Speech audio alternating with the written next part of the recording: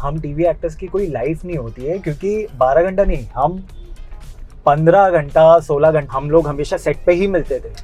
फिर वो रात हो या दिन हो, in spite of being a Mumbaikar, घर होने के बावजूद भी पहले मुझे खुद से कुछ करना था, और मैं अब सिक्योर थोड़ा फील करता हूँ क्योंकि जो भी मैंने किया खुद से किया, और तब जाके ये मैंने गाड़ी ली है।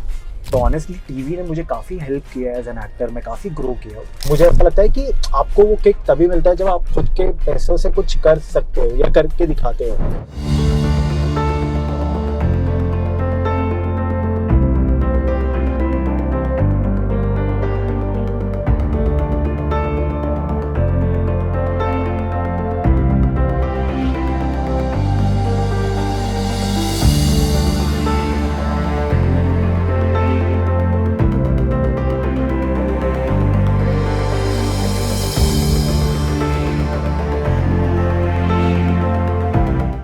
वेलकम प्रतीक जी ऑन हमारा स्पेशल स्टोरी चलते चलते।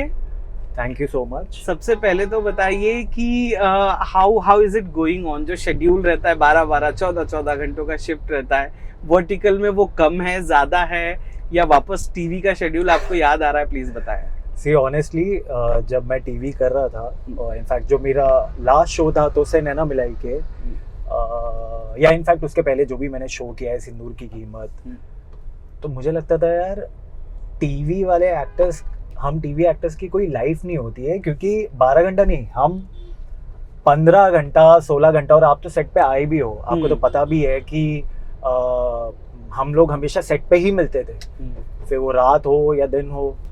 बट जब से वर्टिकल्स हम एक्टर्स ने चालू किया है, टीवी के लिए रिस्पेक्ट बढ़ गया है क्योंकि वर्टिकल्स में हमें 3 दिन में एक स्टोरी खत्म करनी होती है, और एक एक दिन में 25 सीन होते हैं। मुझे लगता था कि टीवी में जब हम 8 से 9 सीन करते थे, मुझे लगता था ये सबसे मैक्सिमम है। But honestly as an actor मैं ये एंजॉय भी करता हूँ, क्योंकि आप हमेशा कुछ ना कुछ नया सीख रहे हो, और जब प्रेशर में आपको इतने सारी चीज़ें मिलती है ना, तो एज एन एक्टर आप ग्रो करते हो। तो ऑनेस्टली टीवी ने मुझे काफ़ी हेल्प किया है एज एन एक्टर, मैं काफ़ी ग्रो किया हूँ। बट वर्टिकल मुझे लगता है कि मुझे और आगे लेके जा रहा है एज एन एक्टर, क्योंकि आप एक दिन में 25 सीन निकाल रहे हो, और टीवी आप सभी को पता होगा कि it's all about women, mostly लड़कियों के ऊपर ही कहानियाँ चलती है, और हम लोग तो सपोर्ट करते रहते हैं और उनको उनके इर्द गिर्द घूमते रहते हैं। बट वर्टिकल्स में mostly it's all about man, और पूरा हम लोगों के ऊपर ज़्यादा प्रेशर रहता है। इनफैक्ट मैंने जितने स्टोरीज़ किए सारे वो बॉयज़ के ऊपर ज़्यादा है। सो एज एन एक्टर भी काफ़ी मुझे हेल्प किया है, और मुझे लगता है कि एज एन एक्टर आपको हर एक चीज़ एक्सप्लोर करते रहना चाहिए और अपने क्राफ्ट पे वर्क करते रहना चाहिए। तो मैं बहुत इंजॉय कर रहा हूँ in spite of being a Mumbaikar, घर होने के बावजूद भी पहले मुझे खुद से कुछ करना था, और मैं अब सिक्योर थोड़ा फील करता हूँ क्योंकि जो भी मैंने किया खुद से किया है, और तब जाके ये मैंने गाड़ी ली है। यस, लेकिन गाड़ी इसलिए नहीं ली है कि उससे स्टेटस दिखा सकूं, या कोई एक्टर अगर ऐसा बोलता है कि सेट पे जस्ट दैट कि ये मुझे पसंद है, तो मैंने ली है। अच्छा, टॉकिंग अबाउट योर शो, पुराना शो अगर मैं कहूँ तो से नैना यस, तो से नैना का सीजन 2 आ गया। कभी देखने का मौका मिला? मैंने जब तो से नैना का प्रोमो आया था सेकंड वाला, आई थिंक सो, पूरे कास्ट जो न्यू थे उसका मैंने प्रोमो देखा और मुझे इंटरेस्टिंग लगा। बट ऑफ कोर्स सी, मैं हर जगह डिप्लोमेटिक नहीं बनूंगा। मैं बहुत ऑनेस्टली बोलूंगा कि हमारा जो सीजन था उसका वाइब ही एक अलग था, और ये इसीलिए भी नहीं बोल रहा हूँ बिकॉज मैं वो शो में था। ऑनेस्टली आई डोंट नो, वो मेरे को लगता है कुछ चीज़ें स्पिरिचुअली बन जाती है, अलाइन हो जाती है। तो मुझे लगता है कि हमारे शो जब हम सीजन 1 था, उसके सारे एक्टर्स थे, उसका जो प्रोमो था, अगर आप प्रोमो भी देखोगे तो बहुत अलग था, वो डिफरेंट था। और वो सिर्फ कंपेयर मैं ये सीजन 2 से नहीं करना चाहूँगा, वो मैं कंपेयर जितने भी शोज़ है उन सब से करना चाहूँगा, क्योंकि हमारा बहुत यूनिक था, बहुत अलग था। और ये वाला जो सीजन आया, इस सीजन में आपके पुराने दोस्त भी आ गए हैं। Vishal is back and Supriya is back. तो कैसा लग रहा है? उनमें से किसी से बात हुई, कोई मैसेज एक्सचेंज हुआ? फॉर्चुनेटली आप मानोगे नहीं, विशाल और सुप्रिया दोनों मेरे जिम में ही आते हैं। Very good. ऑलमोस्ट 6-7 महीने से। ओके। तो तभी लेकिन शो वो लोग नहीं कर रहे थे, तो हाँ। तभी शो के रिगार्डिंग कुछ भी बातचीत नहीं हुई। हाँ और अभी क्योंकि अभी जस्ट ही वो लोग एंटर किए, मुझे लगता है 1 हफ्ता ही हुआ है, राइट? हाँ हाँ और वो लोग भी ऑक्यूपाइड होंगे, तो उनसे तो जिम में नहीं मुलाकात हो पाई। बट आई एम हैप्पी कि क्योंकि मुझे लगता है कि वो डिजर्व करते हैं, और शो को अब मुझे लगता है कि वो लोग पुल ऑफ भी कर लेंगे इजीली, क्योंकि ऑफ कोर्स वो लोग ने काफी अपना सब कुछ दिया है उस शो के लिए। और मुझे लगता है कि इन दी एंड जो डिजर्व करता है उसको उसे हर वो एक चीज मिलनी चाहिए। हाँ, बस इन दी एंड। correct। यस। तो अब तो गाड़ी आ गई, तो अब डेट को बिठाने का कोई इरादा? कब तक अकेले गाड़ी चलाते रहोगे? जब तक नहीं, अकेला नहीं, मेरा ड्राइवर भी रहता है। सो वो और मैं, बट अभी देखो, अभी जब कभी तो प्यार किया होगा ना, ये तो बोलना नहीं कि नहीं मैं ऐसे ही जवान हो गया, दिल तो लगाया ही होगा। बट जवान होने के लिए प्यार करने की थोड़ी ना जरूरत। नहीं, फिर भी एक्सपीरियंस आया होगा कॉलेज में, इनिशियल डेज ऑफ एक्टिंग में। नहीं, अनफॉर्चुनेटली ऐसा अभी तक तो हो नहीं पाया। बट अगर आपका सपोर्ट और प्यार रहेगा तो डेफिनेटली हाँ। प्यार रहेगा मेरी जिंदगी में। अब क्योंकि ओटीटी पर सेंसरशिप नहीं है और Okay, आपने इतनी अच्छी बॉडी बनाई है, करेक्ट। तो ये जो स्किन शोज होते हैं हाँ, या इंटीमेट सीन्स होते हैं, correct. How much comfortable you as an actor in this type of scenes या स्किन शो, या यहाँ शर्टलेस होना है, यहाँ ये करना है, यहाँ रोमांस ओवर द टॉप जाकर करना है, how much you are comfortable और कैसे शूट करते हो इन सीन्स? से ऑनेस्टली जो लोग भी मुझे जानते हैं या जितने लोग भी मुझे जानते हैं या पास्ट में इंटरव्यू उन्होंने किया है, उन सबको ऑलमोस्ट पता है कि मैं कंफर्टेबल नहीं हूँ एज एन एक्टर। यस। और मुझे लगता है कि hats off to all those actors जो इतना इजीली पुल ऑफ कर पाते हैं, क्योंकि ये इतना इजी नहीं है। और मैं इसीलिए नहीं क्योंकि करना चाहता हूँ या कंफर्टेबल हूँ, बिकॉज मैं कंफर्टेबल नहीं हूँ as a person, as an actor. और सिर्फ एक्टर की भी बात नहीं है ऑनेस्टली। और ऐसा नहीं कि मेरे कभी मॉम डैड ने मना किया है या रिस्ट्रिक्शंस है, बट इट्स जस्ट दैट कि सच बताऊँ तो 2 चीज़ है। एक तो एज एन एक्टर मैं और एज अ पर्सन मैं कंफर्टेबल नहीं हूँ, और दूसरा मुझे लगता है कि कल को जब मेरी शादी होगी या जो भी होगी, तो मैं उसको भी कम्प्लीटली सिक्योर फील करवाना चाहूँगा। मैं नहीं चाहूँगा कि ठीक है वैसे भी काफ़ी रोल्स मिल रहे हैं जहाँ आपको मुझे करने की ज़रूरत नहीं है, या तो क्यों मैं वो चूज़ करूँ, और कल को अगर काम भी नहीं रहेगा तो I am okay with it.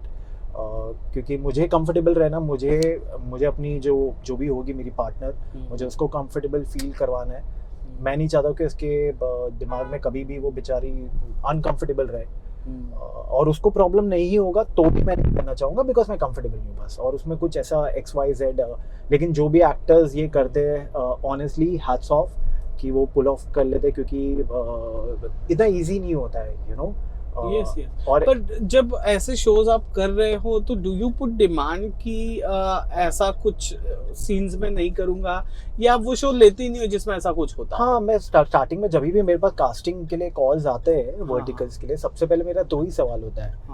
एक तो बोल्ड नहीं है सबसे पहले, और सेकंड फिर मैं उनको यही पूछता हूँ कि ऑफ कोर्स पॉजिटिव है ना, क्योंकि मैं अभी थोड़ा दूसरी चीज़ें एक्सप्लोर नहीं करना चाहता हूँ। तो मोस्टली मेरा बस ये 2 रहता है। फिर उसके बाद कुछ भी मैं ज़्यादा बजट पे ऑनेस्टली इतना इम्पोर्टेंस नहीं देता हूँ।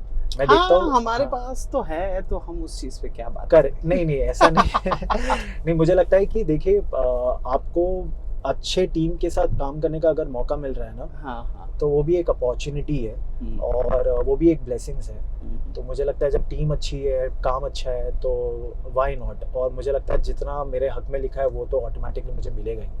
तो मैं काम को ज़्यादा इम्पोर्टेंस देता हूँ, और अच्छे कंटेंट और अच्छे टीम को ज़्यादा इम्पोर्टेंस देता हूँ। नाइस।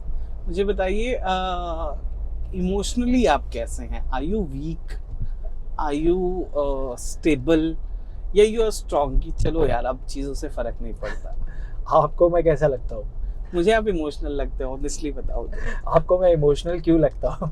क्योंकि मतलब यू वेरी अरे नहीं टेक योर टाइम, हाँ ठीक है आप आराम से आओ। मैं कह भी रहा हूँ कि मैं 1 घंटा लेट हूँ, मैं 1.5 घंटा लेट हूँ, मैं 2 घंटा लेट हूँ, but your concern is like safely आओ। सेफली आओ, ये नहीं कि क्यों लेट हो, सेफली आओ। तो उससे मैंने अंदाजा लगाया। What is your take? से इस पे मैं ये कहना चाहूंगा कि अगर आप कोई आ रहा है ऐसे तो कोई पर्पसली तो नहीं करेगा, राइट?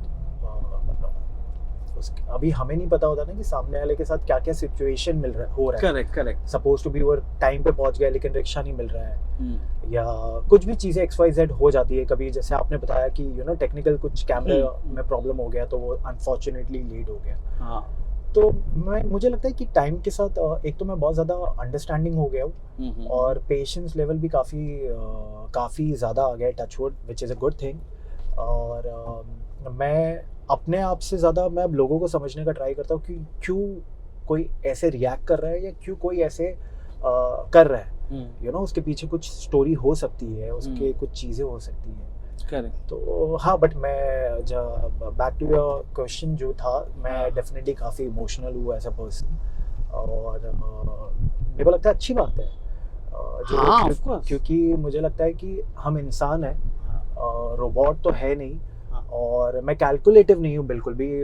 जब रिलेशंस की बात होती है या दोस्ती की बात होती है या फैमिली की बात होती है, मुझे लगता है कि अगर उधर भी हम कैलकुलेटिव रहे तो फिर इंसान होने का कोई फ़ायदा नहीं है।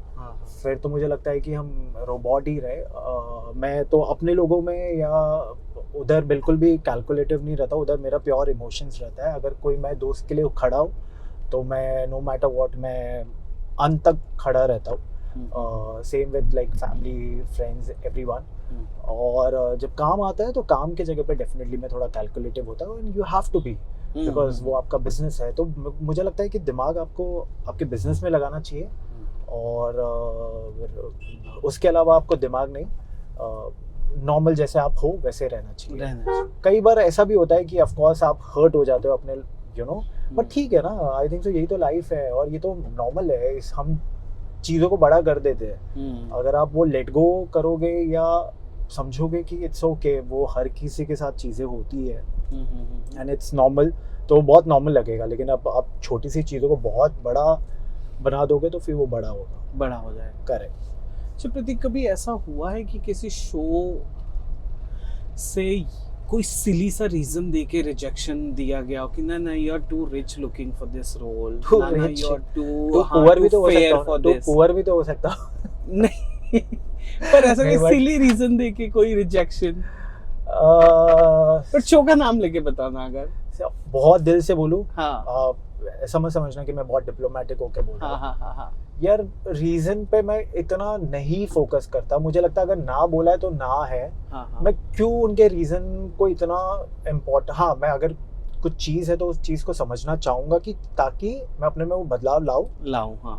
बट अगर उनके कोई रिक्वायरमेंट ही अलग है जो कास्टिंग है, तो मुझे लगता है कि देखो प्रोड्यूसर्स के भी पैसे लगे हुए रहते हैं, है ना। और आपको पता है आज के टाइम पे टीवी चालू होते ही खत्म हो जाता है। तो कोई प्रोड्यूसर चांस क्यों लेगा, रिस्क वो वही एक्टर लेगा जो वो कैटेगरी में फिट होता है। करेक्ट। तो मुझे लगता है कि अगर सपोज टू बी मैं कोई XYZ कैरेक्टर के लिए नहीं हो पाया तो नहीं हो पाया, बिकॉज मुझे लगता है उस चीज़ के लिए कोई और बनना है। और देखो मैं तो है ना यूनिवर्स, डेस्टिनी, ये सब में बहुत बिलीव करता हूँ। हाँ। तो मुझे लगता है कि जो मेरा है वो मेरा ही है। हाँ। वो कोई भी नहीं ले सकता है, कोई भी नहीं। और जो किसी का है मैं भी नहीं उनका ले सकता हूँ। तो कुछ अगर मैं रिजेक्ट हो रहा हूँ तो डेफिनेटली वो मेरा नहीं, वो किसी और का लिखा हुआ है, तो उसमें क्या रोना धोना। पर कोई तो एक ऐसा रहता है ना एक्टर की जिंदगी में, कह रही यार ये वाला शो अच्छा था, कोई बड़ा शो।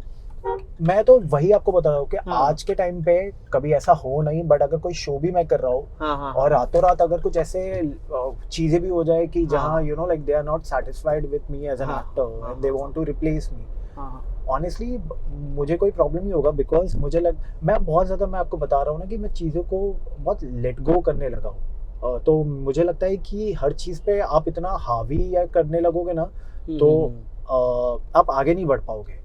और मुझे फोकस अपने फ्यूचर पे, प्रेजेंट पे करना है, ना कि पास्ट पे। तो मैं हमेशा ध्यान रखता हूँ कि जो चीज़ खत्म, जो चीज़ आगे है उसको आप देखो। तो बस यही मेरा फोकस रहता है। करेक्ट। सो चलिए जाते जाते अब इतना तो आपका बताना बनता ही है कि कैसा लगा ये यू नो सफर करते हुए बातचीत करना सो फिल्मी बीट के बेसिकली साथ? मैं सबसे पहले तो अभी आप लोगों को अपनी प्यारी आंखें दिखा दूं।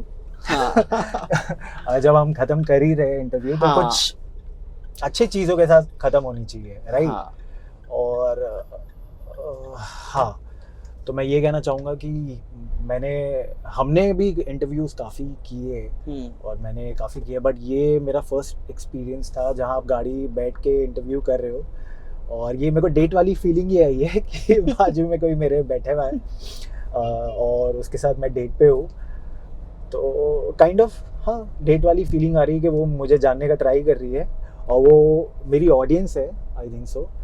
और मैं ये कहना चाहूँगा कि ऑडियंस से ये कहना चाहूँगा कि आप लोग ने मुझे बहुत बहुत प्यार दिया है, ऐसे ही आप लोग मुझे प्यार देते रहो और हर वीडियो में मैं कहता हूँ कि मैं आप लोग को ऐसे ही एंटरटेन करते रहूँगा। Thank you. Thank you.